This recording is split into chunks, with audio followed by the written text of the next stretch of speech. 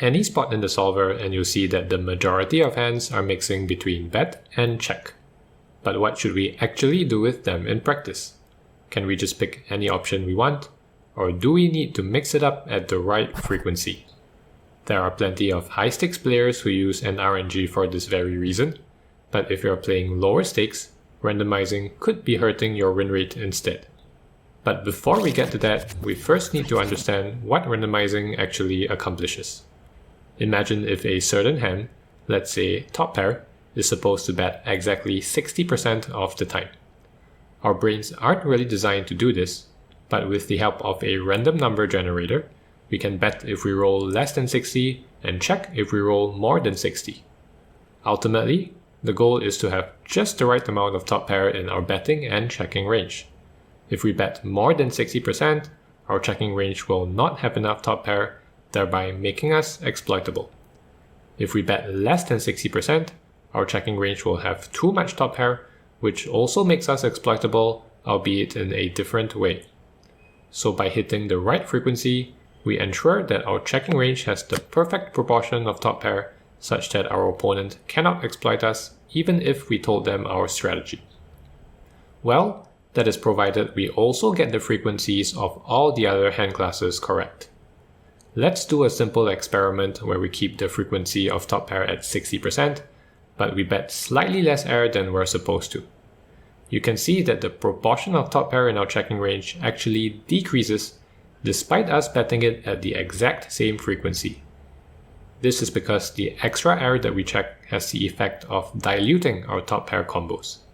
So the only way to achieve 10% of top pair in our checking range is to bet not just top pair at the right frequency, but every other hand class as well. It's a bit like building a house of cards where every card represents a certain hand class. You can stack the cards as perfectly as you want, but get the frequency of one hand class wrong and the entire house falls apart. This is the main difficulty with trying to emulate GTO. The strategy is so complex that it's simply not possible for a human to execute. The best we can do is approximate it, and even that requires a ton of study and practice.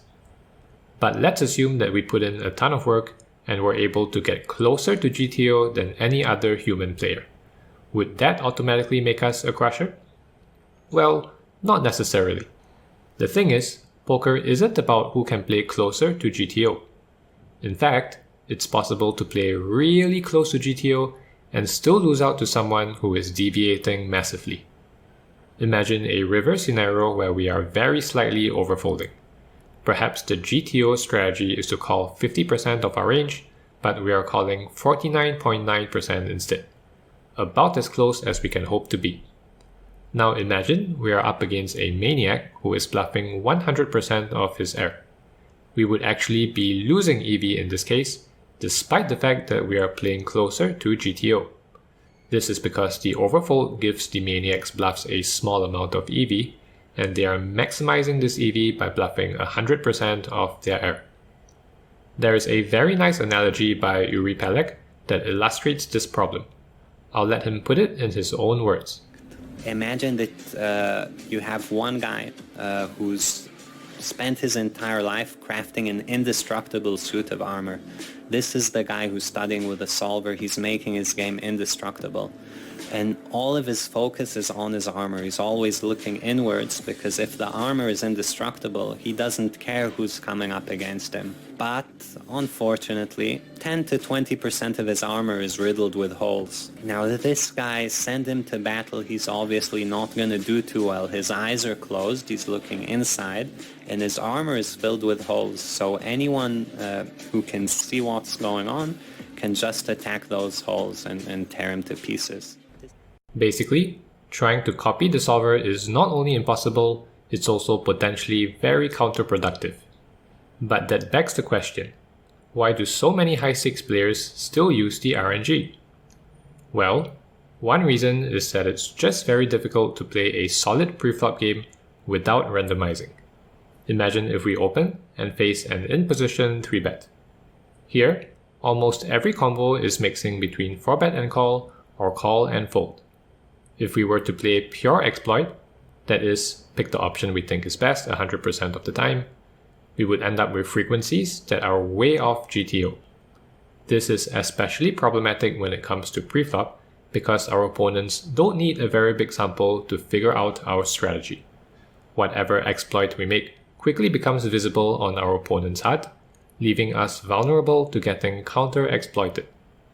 So for preflop specifically, a lot of players opt to use an RNG in order to not get too far out of line. However, if you're playing low stakes or any kind of soft life game, then all of this goes out of the window. In these games, players generally have a fixed strategy that they follow and they don't pay that much attention to what you're doing. They also tend to have a poor understanding of theory and might not even realize it when they're getting exploited. For example, one of the most profitable exploits in these games is to 3-bet a very wide and linear range in position. This doesn't work in the tough online game because out of position would simply adjust by 4-betting wider, which puts all of our linear 3-bets in a tough spot. But in the soft life game, players often react differently to aggression. They are uncomfortable with 4-betting light, but at the same time, they also don't want to get run over. So they adjust in the only way they can, which is to call wider. Unfortunately for them, this plays right into our strategy. Remember, even though our 3-bet range is wide, it's also strong and linear, consisting of hands that have excellent equity and playability. Basically, it's a range that is designed to play post-flop. So now we have a vicious cycle where we 3-bet really wide, our opponent gets frustrated and calls more, which allows us to 3-bet even wider and so on. A really profitable situation for us, and one where it's completely unnecessary to be randomizing.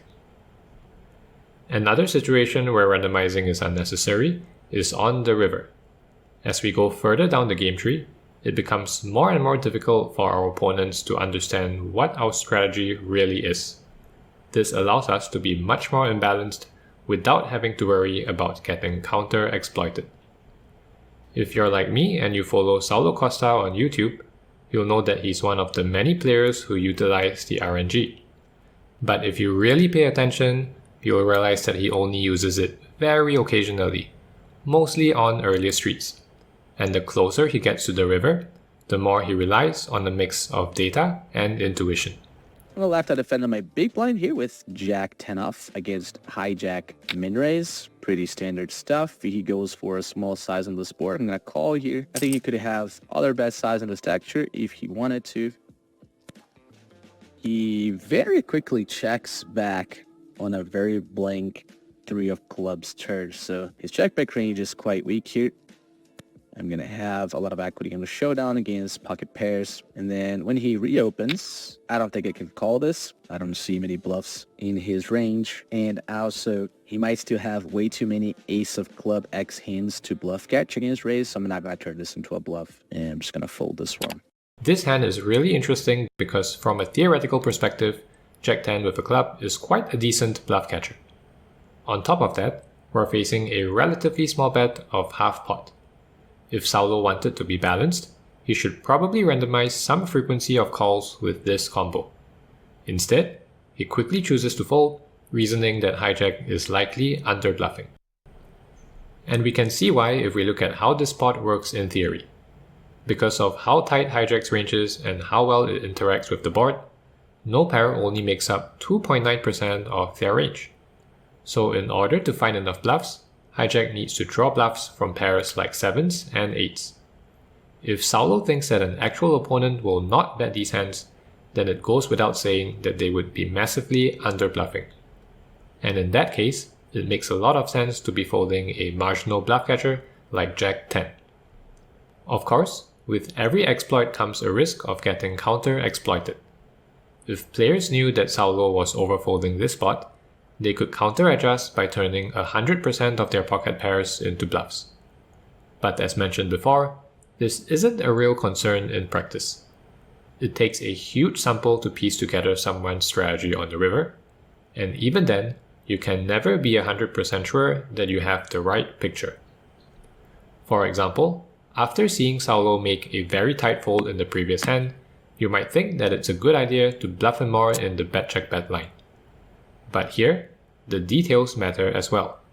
If you were to do this from late position, chances are that you would get called down extremely light. This is because late position ranges are much wider and contain way more trash that players might be tempted to bluff with. It's the classic overbluffed spot, and Saulo isn't afraid to capitalize on it by calling all of his bluff catchers. The point is that without a nuanced understanding of theory or data, it's very difficult to make sense of Saulo's strategy. He's playing like a nit in some spots, and a calling station in others.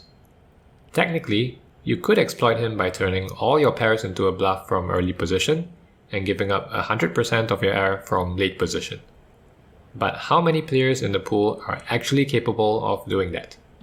It's completely unintuitive and not something you need to worry about unless you're playing the highest stakes. Which you're probably not if you're watching this video, so ditch the RNG and thank me later.